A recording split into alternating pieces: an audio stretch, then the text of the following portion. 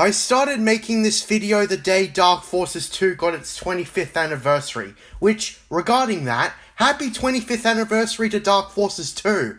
I discussed the original Dark Forces and how fun and well made it was despite its age. So no shit they made a sequel 2 years later. Kyle Katarn was an already established but no-name character that definitely needed some character work, and thanks to this sequel, we have that. Just like Dark Forces was an improvement upon Doom, Dark Forces was an improvement upon games like Quake. Since this is a Star Wars game though, it fully utilizes its identity. As the full title suggests, we get to play as a Jedi in a 3D space. For the age of early 3D, that sounds exciting, and playing the game for myself, I can certainly see where the acclaim came from. Wikipedia cites this game as one of the best of all time, like apparently it's up there with KOTOR. That's extremely interesting.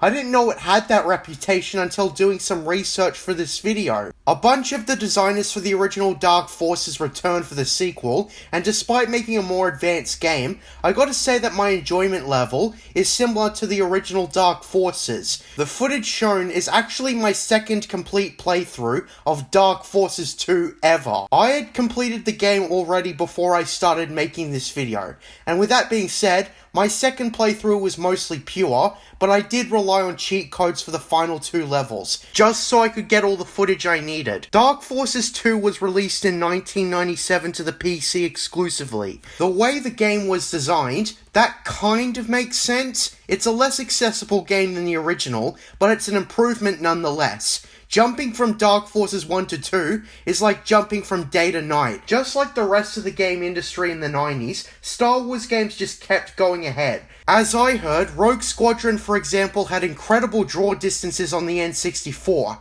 Anyways, since this video is about the sequel to Dark Forces, let's get into it. Dark Forces 2's opening cutscene is the classic title crawl. God, I miss those in Star Wars games. Anyways, around a year after Return of the Jedi, the Rebel Alliance are in the process of building their new republic, yet face opposition by numerous Imperial factions, including the Dark Jedi, led by a former Imperial Inquisitor, Jerec. Looking at this guy on Wikipedia, he has quite an interesting backstory. He was actually the apprentice of Jedi librarian Jocasta Nu from Attack of the Clones. He was always interested in the dark side and what he could achieve personally, and was outside the known galaxy when Order 66 was issued, and upon returning, gave himself up to the Empire and became an Inquisitor. Anyways, Jerec is motivated by the goal of ultimate power, seeking out the legendary Valley of the Jedi.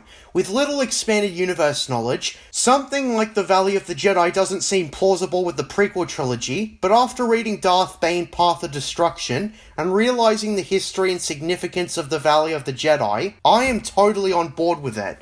But that's a discussion for another time. Point being, this story, despite its seemingly unconnected nature, because none of the characters from the films are in it, or even mentioned, it's actually a very connected story. I will presume Luke Skywalker was somewhere else jacking off when Jerec was setting forth his dark plans. After the title crawl, the first sight we get is a visual reference to Star Wars A New Hope. Hugh Ron, a Jedi who survived Order 66, has a ship boarded by Jerec and the Dark Jedi. Jerec interrogates Ron on the location of the Valley of the Jedi. I presume he probes his mind, and figures out that a man named Morgan Katarn knows the location of the Valley of the Jedi. Right off the bat, we see that this whole thing is in live action in front of a green screen. I think this is interesting. The acting quality is cheesy, but surprisingly entertaining. The guy who plays Jerec seems to have a lot of fun in the role, as he's playing an imposing, power-hungry villain that taunts his enemies at every turn. It's simple characterization for a villain, but that's all it needs for a game like this. This was made in the 90s if you forgot. Ron, after being extracted from the information he has, grabs one of the Dark Jedi's lightsabers and causes a brief ruckus, cutting one of the Dark Jedi in half. He is quickly subdued by Jerec, and Jerec beheads him in a flash, leading to the main title. This is quite an effective way to start the game. The way it's presented, it's brutal and ruthless on Jerec's part, and the actor does a really good job for a 90s video game. Easily the best actor in the live action cutscenes. So who's the second best? Well, when we start a new game, it starts on Nar Shaddaa, the moon of Nal Hutta. We were also here in the original Dark Forces, so it's nice to see some familiarity. Our reintroduction to the protagonist, Kyle Katarn, starts with him looking at a hologram recording of him and his father before he passed away. The recording has his father congratulate him on making it to the Imperial Academy, and how he wishes his mother were alive to see it. Now, most of the actors in the cutscenes are very quippy. Morgan Gatan's actor actually stands out as being more serious. The way he says things has a touch of sincerity to them. The music in the scene also helps, mostly recycled from John Williams in the original trilogy. Morgan Gatan has a more personal side to him in the presentation of the story, because he's a big part of Kyle's connection to the villain. Soon afterwards, a droid, AT-88, a rogue information broker, gives Kyle the information he seeks. Kyle is looking for information on who killed his father. 88 finally tells him that the one who killed his father is a Dark Jedi named Jerec. Then 88 tells him that Jerec has great plans for the rebirth of the Empire, but Kyle ain't brave enough for petty political struggles. But then 88 has a gun pointed to his head. 88 presents him with an encrypted disc, saying how he found it in his father's home, and offering to not blow his brains out if he tells him what it is. Kyle refuses, and so 88 gets up to leave Kyle to his fate.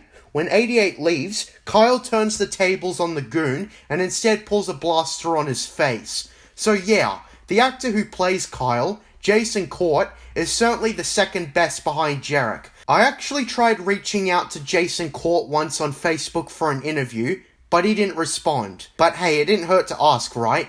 I do have a desire to interview lesser-known Star Wars actors if I get big enough as a YouTuber, but I'm getting off track. Jason Court's only notable role is this game, and his likeness was used for the basis of the character moving forward, so we have a lot to thank from him. According to a friend of mine, he did an interview where he said that he wasn't really into Star Wars, it was just a job he did, and he retired from acting years ago to become a winemaker. Still though, I've seen that he semi-embellished his role as Kyle Katarn on his social media, so it's not like he completely ignores his influence on the Star Wars fandom and the Jedi Knight series. Anyways, Jason Court does a good job in the role of Kyle Katarn. His quips are memeable as all hell, such as the one he says at the start of the second level. But again, we're getting ahead of ourselves. The level design in Dark Forces 2, for starters, is way less confusing. Any times I got stuck ever was me mostly not coming across switches I should have noticed, and nothing I would fault the game designers over. In the jump to 3D, you can switch to third person. Even with blasters, I prefer to go into third person for this game. Maybe it's better to see more of your surroundings. Like the last game, all we start with is the Briar Blaster pistol, Katarn's iconic weapon. This weapon for the most part is crap, and the only thing worse is the fist. Get the E11 blaster as soon as possible. Trust me, it's for your own good. The whole level consists of going across Nar Shaddaa, killing enemies. The level is pretty straightforward. You're not going to get stuck unless you really suck at video games. Aiming is easier and auto-aim is on, so the shooting never becomes frustrating. You can aim properly and also shoot who you intend to shoot, sometimes over long distances. Shooting is less accurate, and you can seem to miss hits you thought you would have, but this is a minor flaw. Enemies mostly consist of thugs, including the bare-fisted, guys with blasters, and Rhodians with pistols. At every corner there's enemies, and there's this one part with an elevator lift thingy where you must ascend to progress. Along the way in most levels, there are civilians who just stand around and do stuff. Most players, I presume, would just kill them, because why not? Killing innocent people in games has the same sort of appeal like in Grand Theft Auto. Although it's fun to do so, the unknowledgeable player just made the biggest mistake of their lives if they wanted to get the good ending first. Ahead of its time was a morality bar that displays both the light and the dark side, and how you interact with civilians affects the ending you will get. While it is quite simplistic, it's a good template for future Star Wars games to follow. This predates KOTOR by 6 years. I suppose it would be nice to have more complex decisions like how you approach a level or scripted encounters. I'm willing to cut some slack here. Being an angel and not killing civilians is harder than you think. It's very tempting. but temptations lead to the dark side. Back on the first level, it's very aesthetically similar to the original Dark Forces, so it's nice to see they can get the look of planets consistent throughout the expanded universe and the OG6 films, unlike some other content. This level in general takes around 10 minutes to beat, so not very long. I managed to complete it in 8 minutes, which to describe how I approached this game, I stuck by every encounter properly, which led to around 5.5 hours of playtime. So the game is only slightly shorter than what it took to play Dark Forces. But then you realise it took more time with Dark Forces because I was confused. Here, not so much. I had a surprisingly easier time with navigation. Levels were more straightforward and weren't intentionally designed to require a YouTube search to find things before YouTube was even created. Whenever I missed something, it was my fault rather than the game's fault 9 times out of 10. So the level design has been significantly improved. Completing level 1, Kyle Katarn utters one of his most iconic one-liners. Leaving so soon? He blasts the discs out of 88's arm, but 88 himself escapes. Then a TIE bomber shows up to subdue Kyle, but soon afterwards, the Moldy Crow shows up to save the day, and we get reintroduced to Jan Ors. Once just the character to give you a briefing, she's now a fully realized supporting character. Jan doesn't have much time to stick around for long, as some TIE fighters show up while Kyle plans to retrieve the disc. The disc itself is easier to grab, but soon afterwards, we gotta find our way back up. This leads Kyle across a new enemy type, Grenaders. They throw thermal detonators so much that dodging is near impossible, most likely because the next one will get you. The level includes a pipe system. Before we make it back to the streets, and then we're supposed to go through moving crates in a factory-like area, until we get some platforming. Unlike the last game, parkour is much more precise and controllable, so if you fall, then it's on you. It's around the time I'd like to mention that this game, instead of having a checkpoint or live system, the game expects you to save manually. A lot of 90s games did this, so it's nothing special. With that being said, I remember to quick save often, as not doing so would often spell certain doom. Anyhow, once we get to the top, Kyle is wounded from all the fighting, so he goes to receive treatment from a New Republic fleet. It's here where Kyle gets a vision in his sleep. This game really embodies the spirit of the original trilogy, as the Force theme plays, and the deceased Q run from the opening cutscene speaks to Kyle. He tells Kyle about all that is at stake. Jerec, the man who murdered his father, searches for a sacred place, the Valley of the Jedi. The story establishes that Jerec cannot get the power of the Valley of the Jedi. The Valley is explained as being the resting place of many trapped souls from long ago. The Valley of the Jedi offers so much power from the combined souls that if Jerec captures it, he will become all-powerful. Simple and digestible. The story is rather simple, but that ain't a bad thing. It has the same spirit as the original trilogy, and embodies what we all love about Star Wars. Kyle, with the disc in hand, is going back to his father's old home on the planet Saloon because the encrypted disc is useful there. Jan will take care of the crow in his absence. Meanwhile, the Imperials take apart the roof of Morgan Gatan's old workshop, containing the map to the Valley of the Jedi. Kyle arrives just when the Imperial shuttle takes off. Jerec's Imperial remnant is going to give 88 the map to decipher at Baron's Head. The level starts, and it's essentially an abandoned homestead that is surprisingly large, that is being infested with this planet's version of the Tusken Raiders, who serve as the enemies in this level. A lot of them carry Wookiee bowcasters, which, contrary to how they're presented in the films, isn't that useful of a weapon. It has a slow fire rate, and presumably a moderate damage level. It's just not practical during a battle. To get inside Kyle's dad's house, you need to shoot open an entrance on the side, and as well as this, manage to dodge all incoming attacks. This level is very precise at times, because despite the bowcaster's inefficiency for the player, it's absolutely effective when there's swarms of enemies coming at you. This level also has some reasonable problem solving, where you have to swim underwater, and there's even a part where you have to avoid landing in acid, otherwise it takes health away.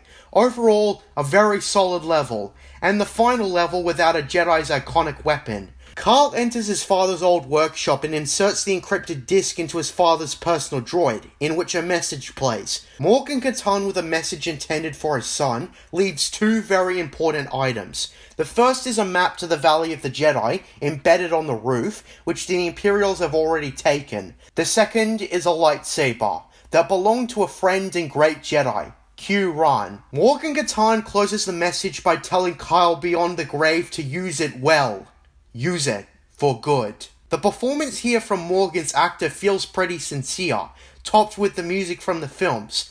This here symbolizes a similar journey to Luke Skywalker almost. Kyle Katarn will learn to become a Jedi and honor his father's memory. I suppose the key difference is that Kyle's father really is dead, and there is a man responsible for it all that Kyle must not learn to kill in anger if he is to become a Jedi. After 3 levels, we finally got a lightsaber.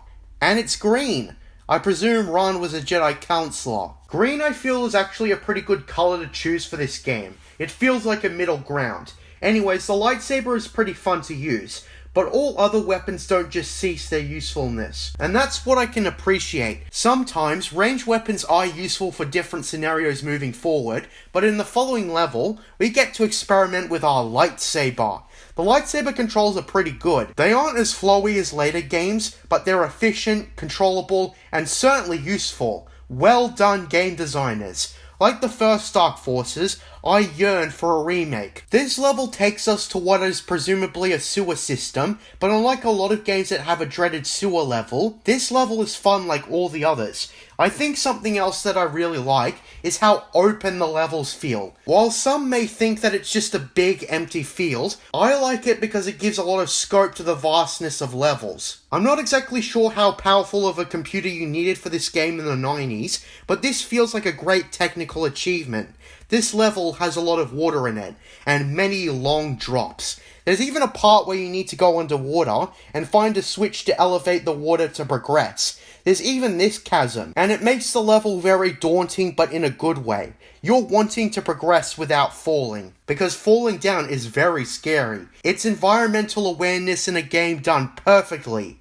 There's also a part with big jellyfish. While I suspect this might be nightmare fuel for some playing this back in the 90s, I wasn't very frightened by these enemies. They looked more like an organic mine than nightmare fuel. Eventually, Jan picks us up when we get to the end of the level. We go to the town of Baron's Head, guarded like a fortress by the Imperials. This is also around the time you can invest in force powers, the first of which in this level is force speed. Now, sequel fans aren't really the type to play old Star Wars games like this, but if one of them did, they'd probably look at this and think, wow, Kyle Katarn magically just got the Force without training. Rey isn't a Mary Sue after all. And my response to that would be, wrong, sir. Wrong! First of all, Kyle did get training in-universe by the ghost of Q-Ran. It just isn't heavily touched upon in the game, but it absolutely is in the novelization. Second, you are taking the gameplay and presentation too literally. Star Wars games before the Disney era did not take everything literally. Do you really think Starkiller performed all the feats in the game exactly like that? No, that was just spectacle for gameplay. The novelization for both The Force Unleashed and Dark Forces 2 showed us how the story happened through reasonable means. For example, Starkiller didn't actually defeat the motherfucking Emperor. He just feigned defeat before ambushing him. Starkiller, when he was pulling down the Star Destroyer, mostly relied on gravity as the Star Destroyer was going to collapse anyways. He just guided the direction of the landing with what he could with the Force. The Force wasn't even really unleashed in the novelization of the story. With that little tangent out of the way, you get the point. Kyle, like any other individual, got the required necessary training in his path to become a Jedi. The biggest highlight in this level includes a marketplace, which is full of civilians. Light side players have to be careful to not get anyone killed. There's so many civilians here that you have to be careful if you want the good ending.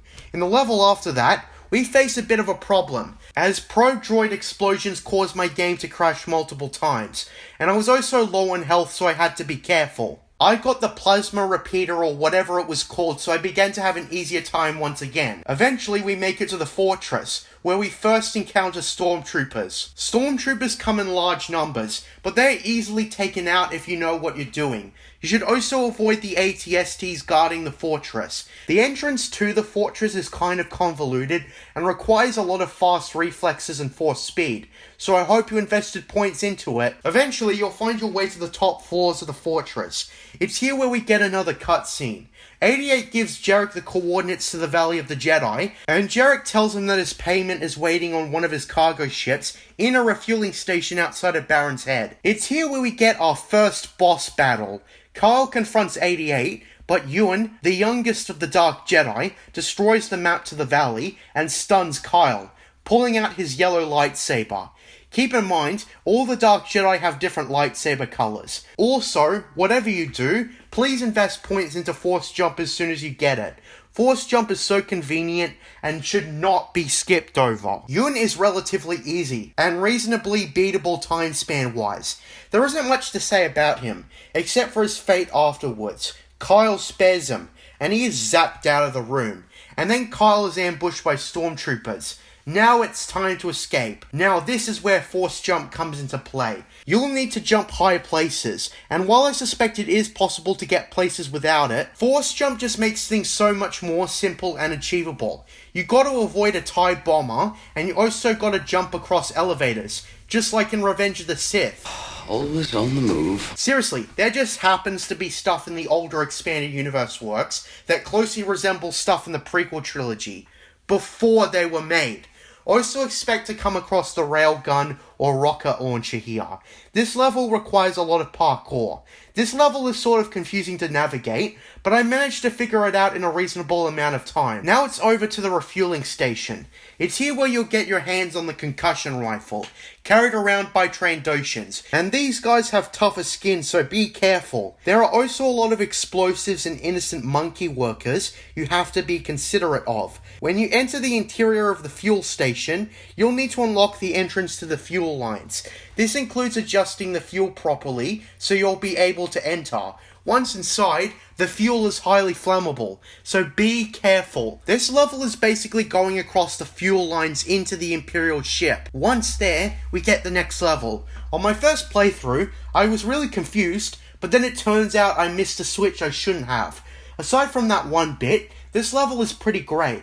Mostly the same as all the previous levels minus the Yun boss battle. Navigating is pretty simple compared to the other levels, and by now, you'll fully stock up on the entire weapon selection. This level takes around 10 to 15 minutes conventionally, if you know where you're going. Finally, Kyle catches up to 88 and pulls another one-liner that I'm surprised isn't a meme. I finally get my chance to repay you. But 88's head falls off. With the next boss fight, there's two alien dudes, one big and one small, igniting their lightsabers, intending to kill Kyle. And man, do I really wish I invested a point into Force Sense. The big guy is easy enough to take out, but the little guy both zips around like a motherfucker and uses the Force to make himself invisible, and the only way to repel it is with Force Sense. This boss battle is broken, and Force Sense literally has no use ever in the rest of the game. I was only able to beat the little guy by exploiting the game in a way where I could get multiple free hits on him, enough to kill him. After that, it's basically back out where you started. You need to escape the Imperial ship, and that includes a lot of platforming and also collecting key cards that are mandatory to progress. There's 3 keys you need to collect too, so it can get very annoying. But with that out of the way, that's the only real hindering obstacle in this level. Once we escape, we use 88's severed droid head to get the coordinates. With that, we've got our planet, Rusan. At first I didn't realise the significance of all this, but after reading Darth Bane, I realised that the souls trapped in the Valley of the Jedi are the Jedi and Sith that were caught by the power of the Thought Bomb. Darth Bane, Rule of 2, describes their torment as painful for eternity, as all the souls feel the pain they did when the Thought Bomb went off. Hoth and Khan and their followers are trapped in the valley, damned for all eternity. Makes sense why Jerec is so interested in obtaining power with this insight. Makes the expanded universe very connected with stuff like this. Darth Bane, Rule of 2, is a discussion for another time, but I just wanted to point this out. Anyways, on Ruusan, it's time to take care of the Imperials that landed here. The level here is linear but expansive. There's both Imperials and natural fauna alike. You'll have to deactivate 3 switches in order to progress, and it's also around here where you'll get mostly useless force powers. The only one that sort of works is Force Heal, but you can forget about the rest of them. Force Jump and Speed, those are the real powers. Making our way up to the platform, we are ambushed by Maw, a dude who was cut in half and can literally float. You hear that, TCW Maw? This guy didn't even need chicken legs. He just decided to float like Jesus. Anyways, the fight with Maw is the best in the game. He can hit pretty hard, but is reasonably defeatable, and also doesn't take forever to kill. There's 3 stages of the fight, which leads to a change in scenery on the map. Maw can be bested relatively quickly, and when that happens it leads to the next cutscene, and ultimately, Kyle's defining choice. Maw taunts Kyle by shaming his father, and Kyle kills him in anger, but this leaves him shaken. To make matters worse, Jerec and the remaining Dark Jedi show up with Jan captive, and Jerec orders Kyle strike Jan down and realize his potential in the dark side. Yeah. Depending on whether or not you've been a good boy and not killed any civilians, Kyle will do one of 2 things. In the light side endings, he will refuse to give in to the dark side, in which Jerec pushes him into the Imperial ship and causes it to collapse. In the dark side ending, Kyle gives in to the dark side, but doesn't care to be ordered around by Jerec, so he kills Jan, and Jerec utters the same line of dialogue. He does the same thing, and so the ending is basically 2 parallel paths with different reasons for doing so. From what I heard, the dark side ending was made late in development, so they couldn't change much. So they recycled a few levels and just changed a bunch of things. Most differences concern cutscenes, dialogue, and one of the bosses. But first, we must escape the ship. In the dark side ending, Q-Ran abandons Kyle, while in the light side ending, he continues to guide him. The escape is timed, so you need to escape fast enough, as not doing so will cause your death. You need to get to your ship that requires pushing 2 buttons in time. If successful, you will crash into a canyon on Ruusan. In the light side ending, which is infinitely more fleshed out, Bok destroys your lightsaber, and so you are left defenseless. And it's gone. Saris, who is actually in A New Hope through a retcon ironically, prepares to strike us down. But Yun saves us, exclaiming that a Jedi deserves a battle. In the light side ending, you will face off against Saris, while in the dark side ending, you will just fight Yun with no context. Both bosses are similar, except in the Saris boss fight, you will need to grab Yun's lightsaber, which is yellow, and that's what you will be fighting with for the rest of the game. Yeah, screw Rey Skywalker. Can't believe you, JJ. With either of those bosses killed, the following levels design-wise are pretty much the same, except you will either have access to light side or dark side powers. I don't have much to say about the following levels up until the final 2 bosses. They're mostly just more of the same. It's fighting enemies in the same planet and landscape. There are a few things that might stand out, like this blowing generator for example. A puzzle that is a requirement to access the Valley of the Jedi. But aside from that, it's more gunning down stormtroopers. The amount of people we've killed is ridiculous when you think about it. But then again, this is a game. Anyways, after that, it's Bok as the semi-final boss. This guy has a ridiculous advantage over you because he wields 2 lightsabers, both of them purple before Mace Windu. This is basically the game's way of making things harder. Not to mention he zips all over the fucking place, jumping around as much as the player would, so he's hard to hit. And damn does he just take forever to kill. You'll need to save consistently after getting a hit to beat him. I want to confess something. For the final 2 bosses, I use cheats to skip them. But, and this is a very big but, I have completed this game before. It's just that I couldn't be bothered fighting these 2 enemies all over again. I'm just going to say that Bok and Jerec are way too hard. Bok especially. I completely forgot the strategy required to beat Jerec, so I just skipped to the end. In the light side ending, Kyle resists the urge to strike Jerec down in anger. Jerec still tries a last resort hit, but Kyle takes him down. As Jerec is absorbed into the Force, Kyle proceeds to free the souls trapped in the Valley of the Jedi, and creates statues dedicated to Q-Ran and his late father. What a happy ending. I almost cried when the ending theme from the films played. What a nice way to wrap up the story. In the dark side ending, Kyle assumes control of Jerec's Imperial remnant and becomes the new Emperor as he destroys the final memory he has of his father.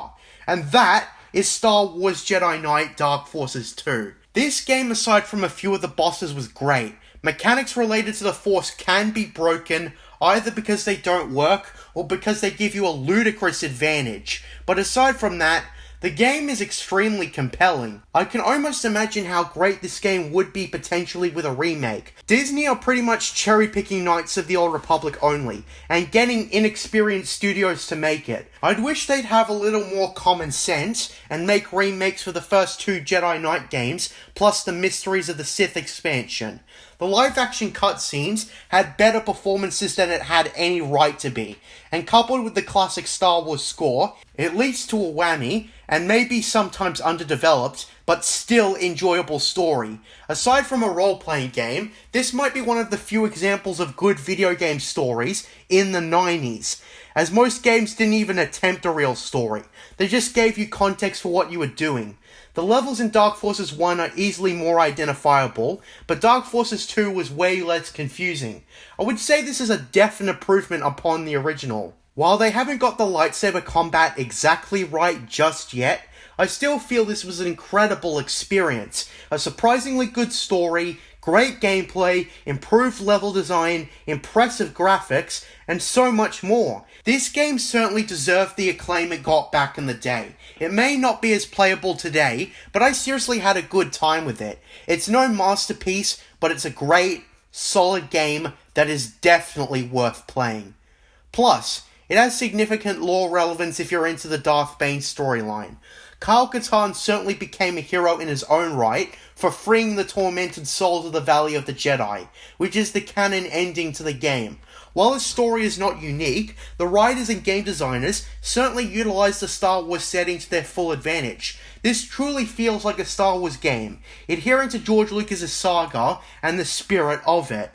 I'm surprised that so many expanded universe works before the prequels could still be creative in their own right, and get Star Wars right in so many ways. The game's 25th anniversary is a very special occasion, and we should celebrate it, while it's still fresh in our minds. I give this game an 8.7 out of 10, a bona fide classic that certainly earned the right for a remake. So with that being said, here are my patrons on screen. Sorry that it took a while for the new video to be made, but I've been working on a lot of projects equally. Tales of the Jedi by Dark Horse Comics is planned to be released 2 days before the Filoniverse knockoff version, and Death Troopers will be my Halloween special. Oh, and if you're going to ask about the multiplayer, believe me, I tried to get it to work, but I couldn't connect to any server. I'm JJ Plagiarisms, and until next time, what are stories with mystery boxes? Your city lies in dust, my friend.